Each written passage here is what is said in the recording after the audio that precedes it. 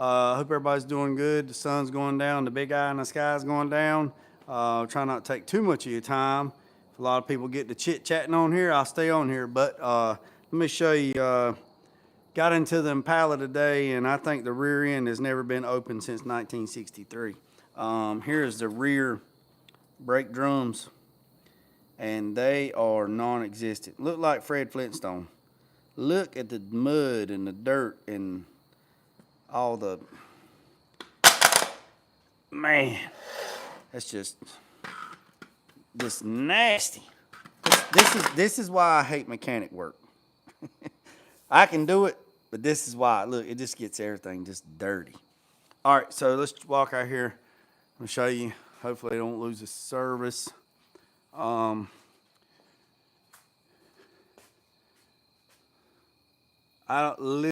don't think that thing has been popped open since 1963. I really don't. So, this is what you call a drop axle, which, the axle slide out and then the third member drops out the front like a 9-inch. This is the new brake line. This is where I was telling you, see the exhaust? This right here, whoever run this exhaust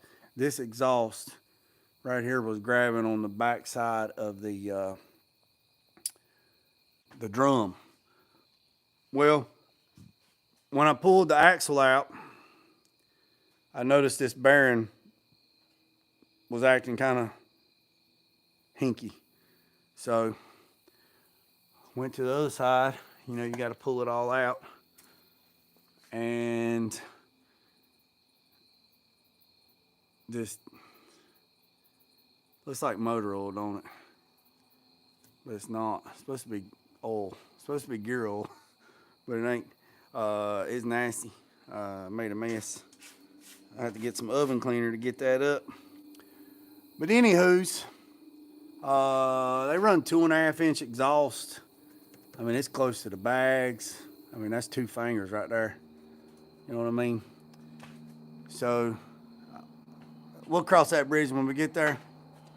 So pulled the third member out, pulled it out because it was leaking something fierce around the pinion seal.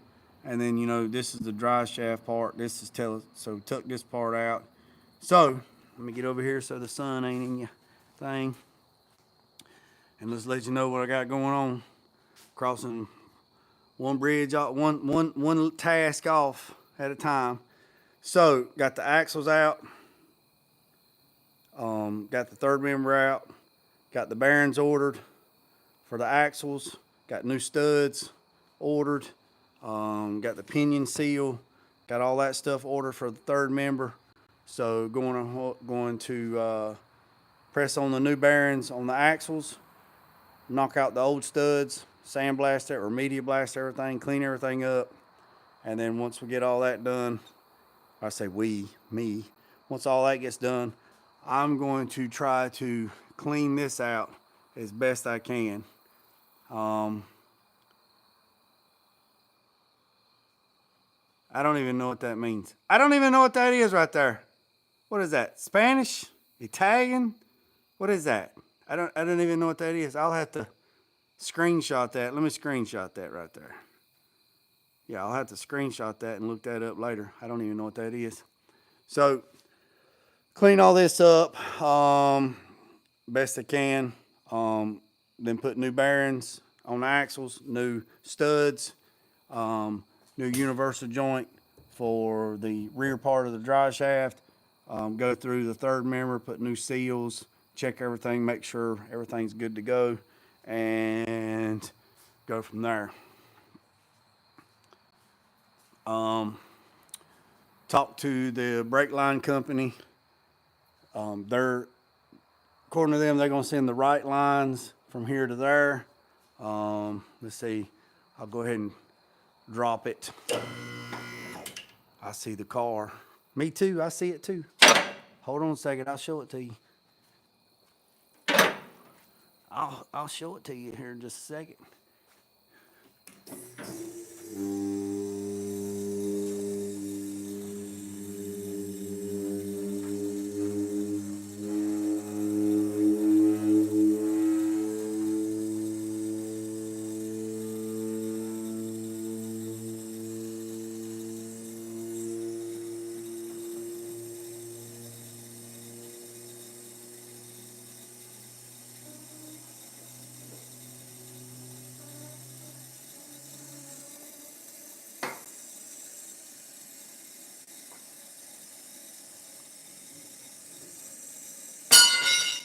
All right, here we go.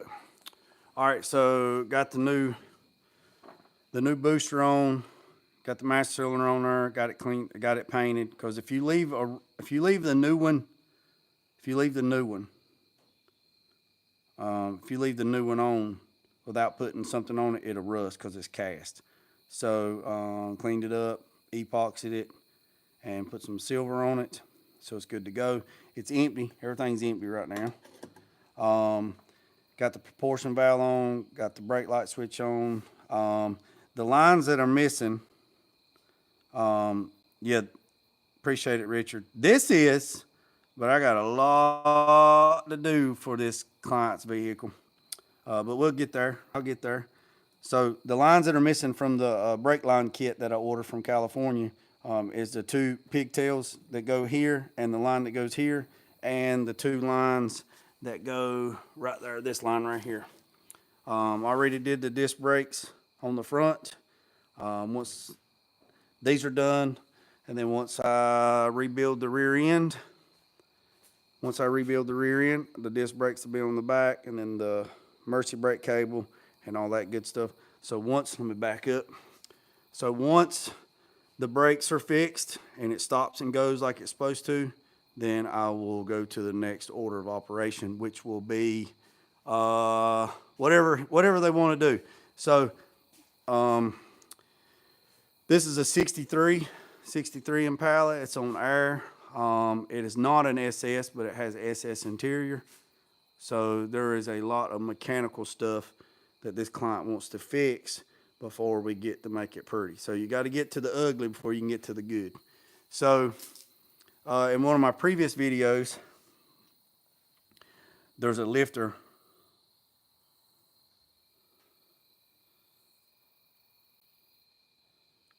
There's a lifter ticking really bad on this side. I don't know if it's stuck. I don't know. I ain't even pulled the valve cover.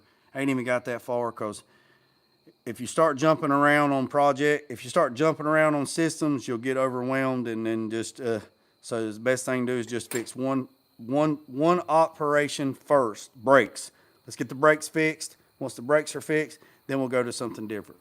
So he wants to fix the exhaust. Well, we're going to fix the exhaust. What are we going to do about the engine? Well, he wants to add air conditioner. So this engine here is probably worn out. So if it's, nothing bad. I'm not talking bad. No, let me rephrase this. I'm not talking bad about the client's car. I'm not talking bad about nothing. I'm just stating the facts, right? So he wants to add air conditioner. Well, if you add air conditioner to it, then that's a parasitic draw, right? Because a parasitic draw is everything that's run off the crank. So everything runs off the crank. Everything, the water pump, the alternator, the power steering pump, air conditioner, everything runs off the crank, right? So if the engine is wore out and it's not where it's supposed to be, and there's a lot of problems, then every system is going to be jeopardized or compromised because it's not getting what it needs to get, right? So think of it like this. If you got a car and you got 4 tires and one of them's flat, you can't go faster because you got a flat, okay? And you got another flat, you can't go faster. If you got another flat, you got 3 flats, it still ain't going nowhere. You got 4 flats, you can still go somewhere, but you ain't going to get there real fast. So transmission, transmission shifter's not right, got something going on there, it's hinky. So I'm gonna sit down after I get the brakes done and do kind of the best. In this world, you cannot really give an estimate on everything because you don't know what you're going to find. You don't know what you're going to find and what you're not going to find. There's like 100,000 pieces in a vehicle, and there's no way humanly possible that I can write down every single thing for everything, because it's just impossible. So once I get the brakes fixed, then we'll check out something else. Okay. All right, got an exhaust leak. Okay, great. The exhaust needs to be fixed. Okay, great. You got exhaust leak over here on this side. You got holes in the firewall. You got where they run all the wires in through the holes. All that. So you got exhaust fumes into the cab or into the cabin or into the car. You got all that stuff. So to address all this, you need to address this. So it's a lot. So if we're going to pull the engine, if you pull the engine out, pull the transmission out, and tear the engine down to see what's wrong with the engine. Well, it's got a stuck lifter. Well, let's say this V8, I don't know if this is a 327 or a 350. I don't know without running the block numbers, but let's just say this is a 350, right? Let's say it's a 350, and we tear it down. The engine shop tears it down, and they see that it's already bored 40, 60 over. The crank's turned 10 thousandths. You know, it's just, then it's no good. It's a boat anchor. There's no sense. You might as well chunk it and find something else. So if you're gonna find something else, you need to find like a 5.7 or something a little newer with a roller. Not going to do an LS swap. I mean, that's an option. You know, if you want to do an LS swap, do an LS swap.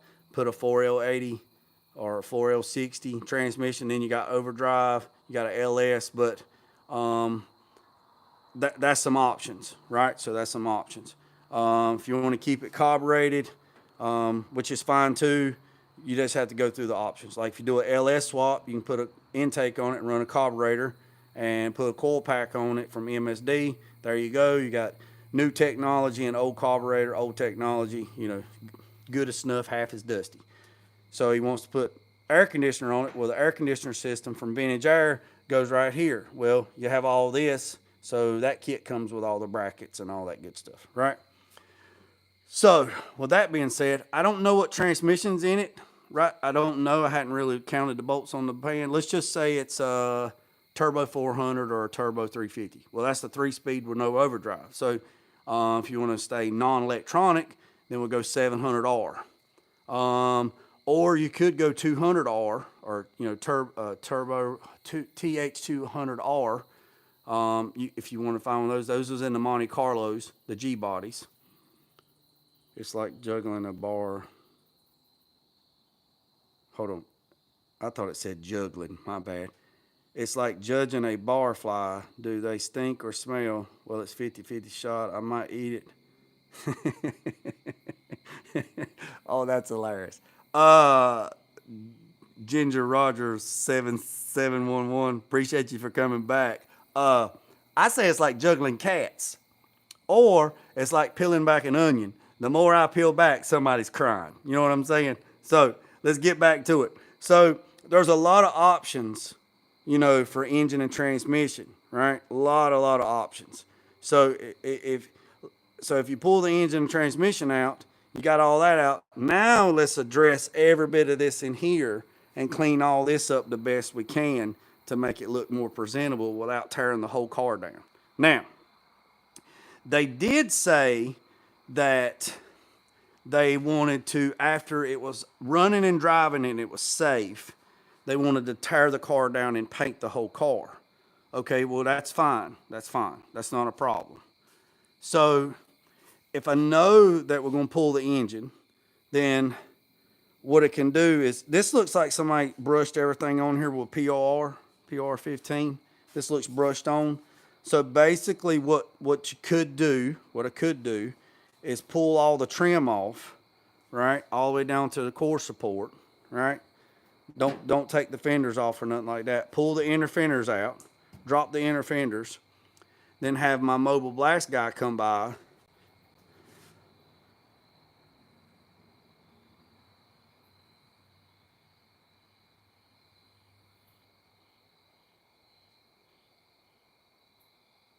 Hey, hold on a second. No, do a 4L80. Explain why not tuning on the transmission, even though it's electronic. They do make a standalone harness that you don't have to have a computer. I think Holly makes one. I could pull the inner fenders out, blast the inner fenders, and then have my mobile guy blast everything in here to get it back down to bare bones. And then I go in here, pull out that box, put the Vintage Air.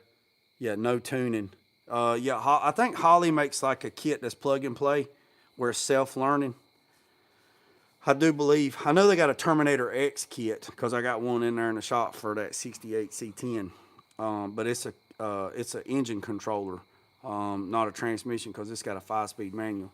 Then I could, you know, fix all this stuff in here and then paint all this stuff satin black and strip the core support. It just depends on how far they want to go. But there's no sense in sticking a brand new clean engine into a dirty shoebox. You know what I mean? So you have to do this thing in stages, and this thing can get away from you. And let's be honest, you have to tune it anyway. It does work. Dirty Dingo has it also. Hey, you know what?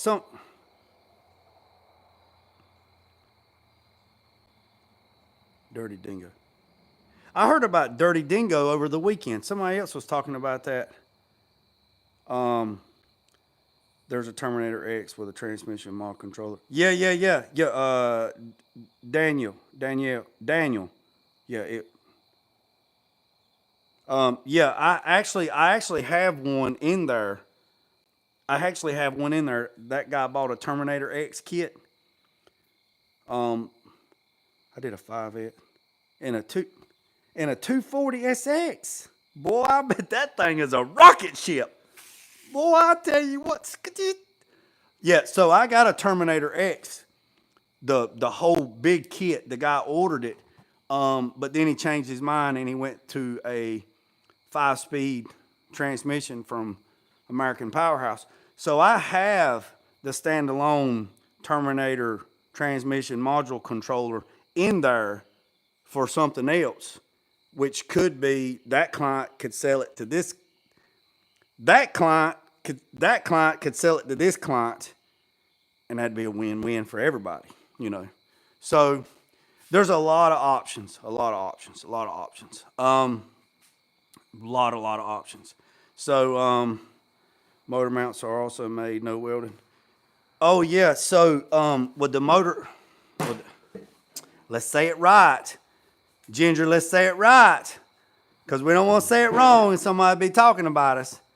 It's an engine mounts. Motor mounts is electrical.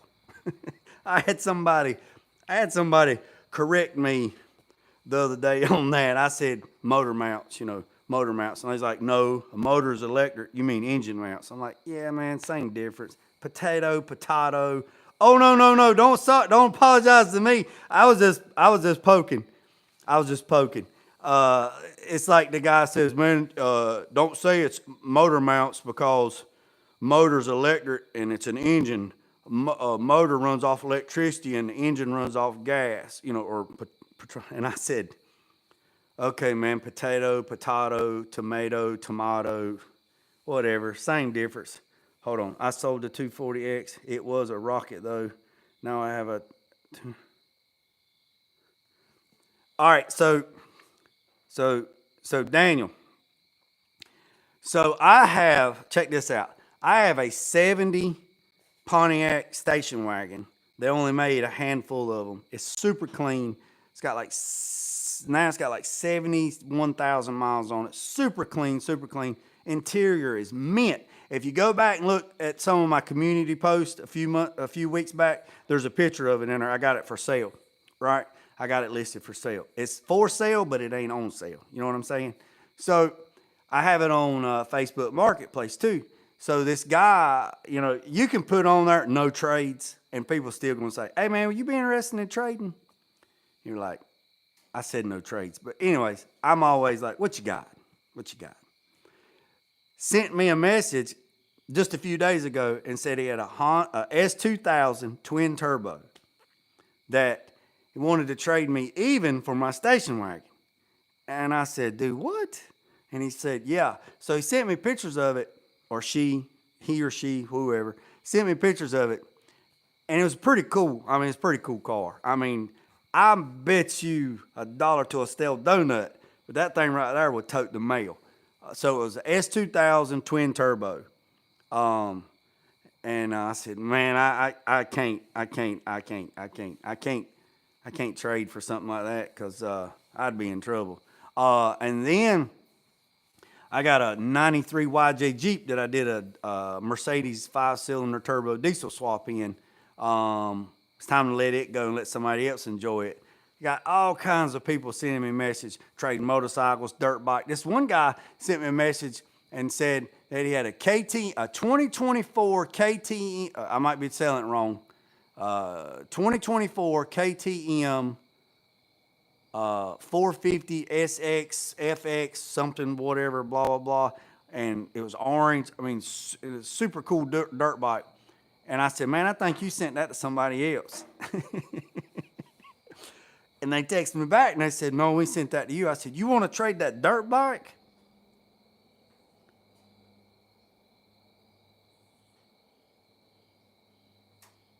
I said, you want to trade? Hold on one second. I'll come back to you, Daniel. You want to trade that dirt bike for my, you want to trade the dirt bike for my Jeep?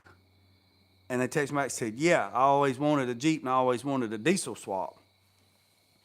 So battery low, 10%. So I looked up that dirt bike. It was like $19,000 depending. It was anywhere from $17,500 to $19,200 depending on the options, you know. And I sent him a message back and I screenshot it and I said, man, you want to trade that dirt bike even for my Jeep? And he's like, yeah. So I got my Jeep listed for like $8,000. And he said, y'all want to trade even? And I said, is it stole? And he's like, no, it's not stole. It's not stole. I'm like, no, I don't need a dirt bike. Okay, back to what you said. Interested, never seen a twin turbo S-turbo. Hey, sent me pictures of it, and it was all, some shop over in Charlotte done it. Twin turbo. I don't know the size of the turbos. I didn't get into it. I didn't want to lead them on and make them think that I was interested. I said, man, I appreciate you sharing. I bet that thing's a rocket ship, but I believe I'll have to pass. And that was the end of it. So, yeah, expensive. That's that. So I want to share something else.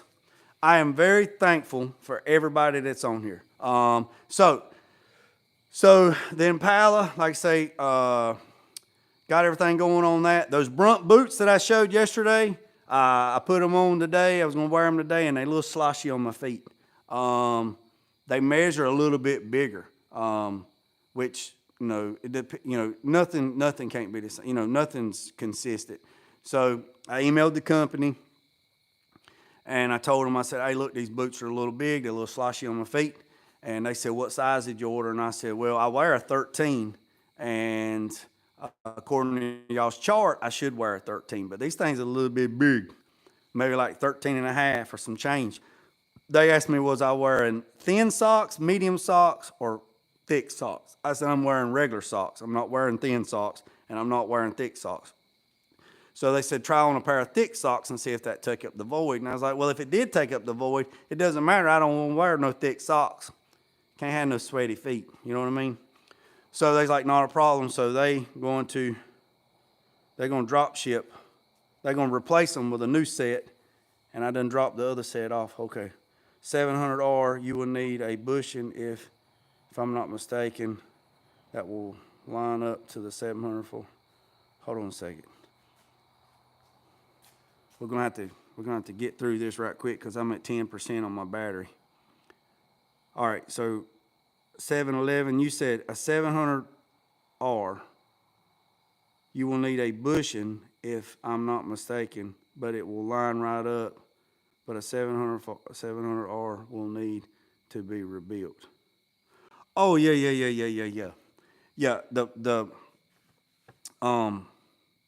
Yeah, the flywheel should be the same because you got a, oh man, what is it, 60, what is it, 50? For some reason I want to say 56 tooth and a 60. Lord have mercy. Anyway, there's two flywheels, or flex plates. With automatic transmission, there's flex plates, two flex plates with GM. So I don't know what flex plate's in that. Whatever flex plate's in that will dictate whatever starter's in it. You need a bushing for the torque converter. That is correct. You're exactly correct. Don't know what's in it. So for sure, I would never put anything used, non-rebuilt in a client's vehicle. Won't do it. Even if they ask me, not doing it. Not doing it. Not going to deal with the headache. Either we rebuild it with a certified automatic transmission rebuilder, or we buy a brand new one, or you come get it. I'm not putting nothing. I'm not putting junkyard stuff in stuff. I don't care if you went to the junkyard and got it and the junkyard gives you 90 days or 30-day warranty. I'm not putting it in it because if you go up the road and it busts out and it's no good, then that falls back on me and I'm not doing it. So we either go all new or we go to a reputable shop, which Macy's Transmission I use, and there's another one south of me I use. They go in there, they rebuild them, they warranty them, I put them in there. But junkyard stuff, even if it come from the junkyard and it had a 90-day warranty, it's still going to the transmission shop and getting rebuilt. Just going. So I am going to, so we'll just have to see on that. Do a 4L80, buddy. It will make 450. Oh, yeah. So, all right. That is correct.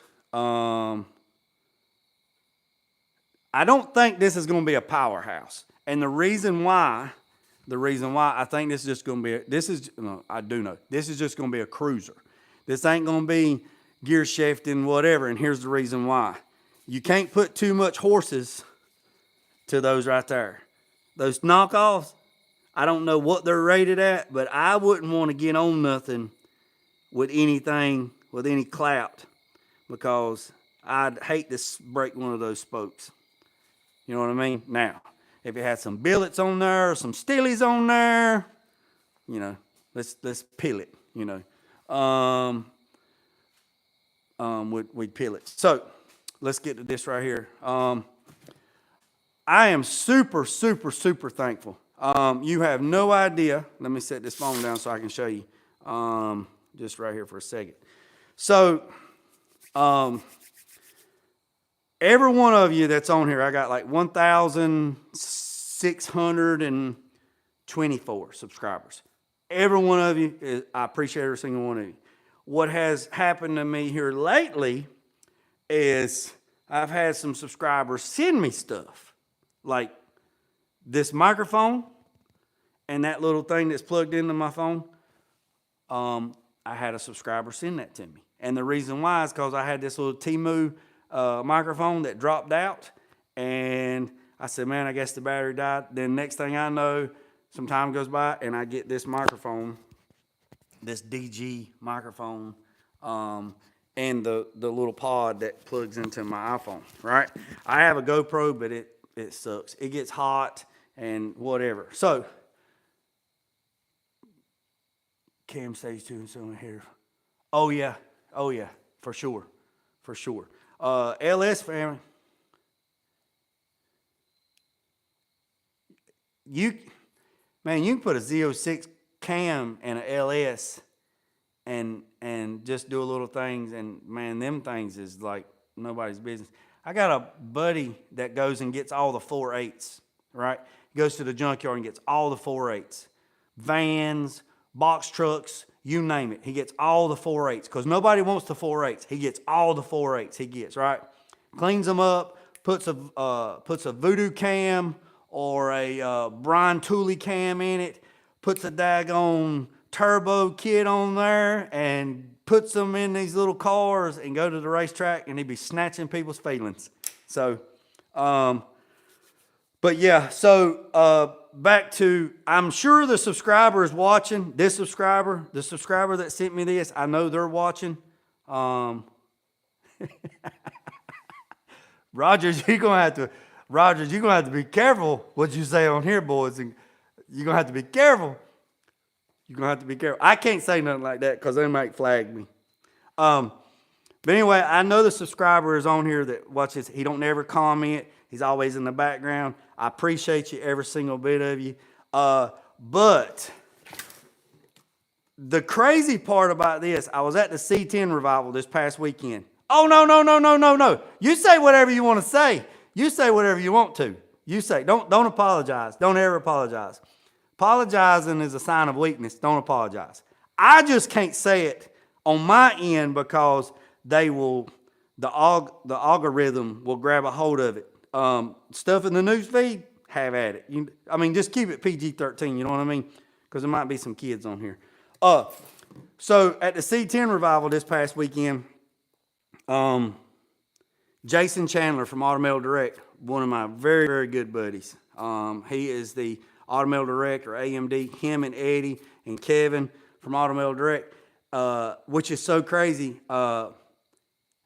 Jason had this little thing in his hand, and I was like, man, what is that? And he's like, what do you think about that? That's cool, man. Did you like that? And I'm like, man, that's cool, man. He's like, yeah, man, you can do this, you can do that. It's all recording. It's got that around. And I said, man, that is too freaking cool, man. That is too cool. Now, this was Saturday.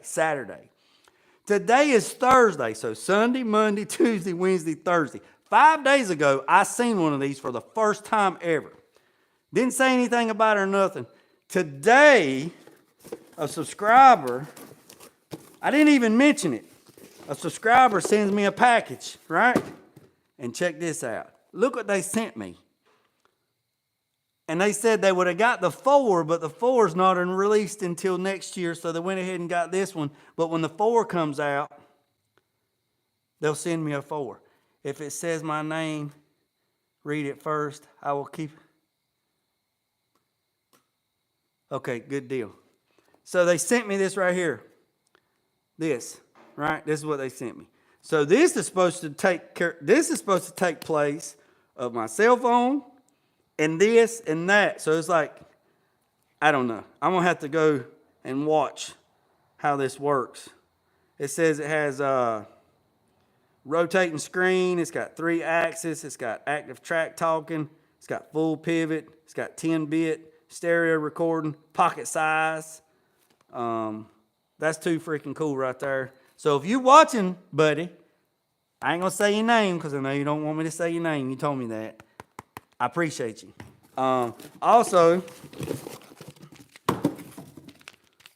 got the memory stick and got this little thing right here. And it says this little thing right here goes on this and makes it wide angle. So I never would have thought in a million years that I'd have a fan club and people would send me stuff.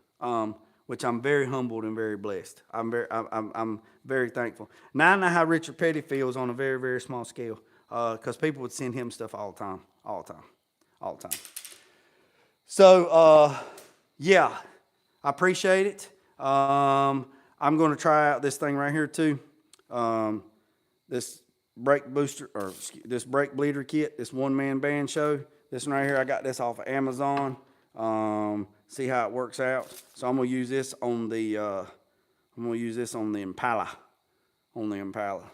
So I believe that's it, boys and girls. Oh yeah, this weekend I am going to get on the square body and put these slosh tubs in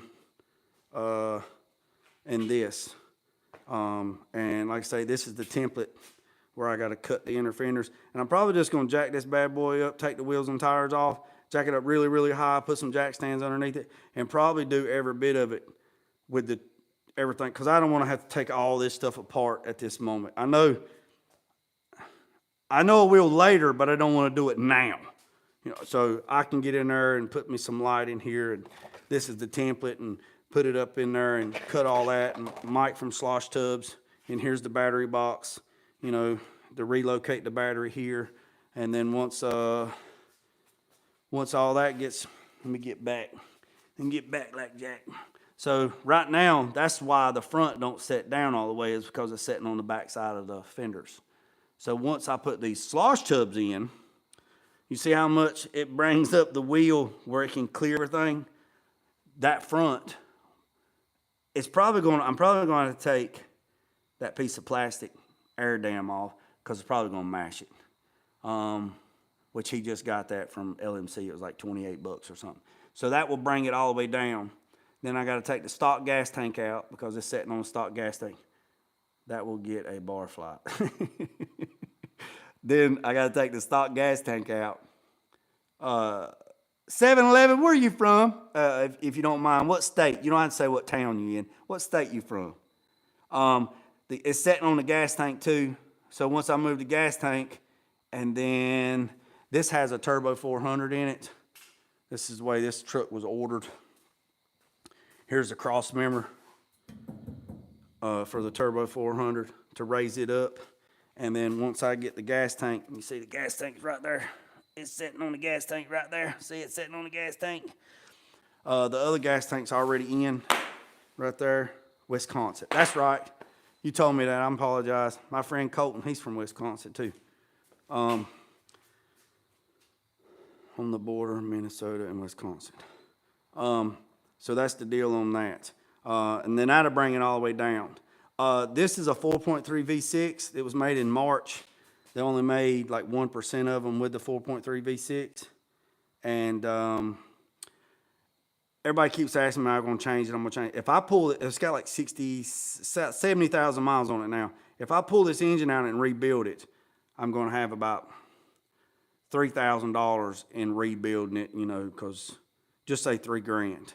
I got an idea for this, but I'm not going to tell you what engine I'm looking at to put in this, but it's not a LS. It's not a LS. It's not a diesel. It's not electrical. It's an engine, but it's not propane. I'm glad you said that. It's not propane. Propane burns clean as clean can be. It's not. Now that would be a cool trick. It's not propane. I will say this. The engine I'm looking at has an 8-speed or 10-speed automatic transmission. And it is a GM, so got to keep it GM. I'm looking at something. And I will say this. It's turboed. You heard correctly.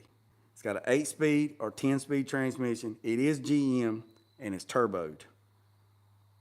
Gutless. Yeah, but those 305s, those propane, they wasn't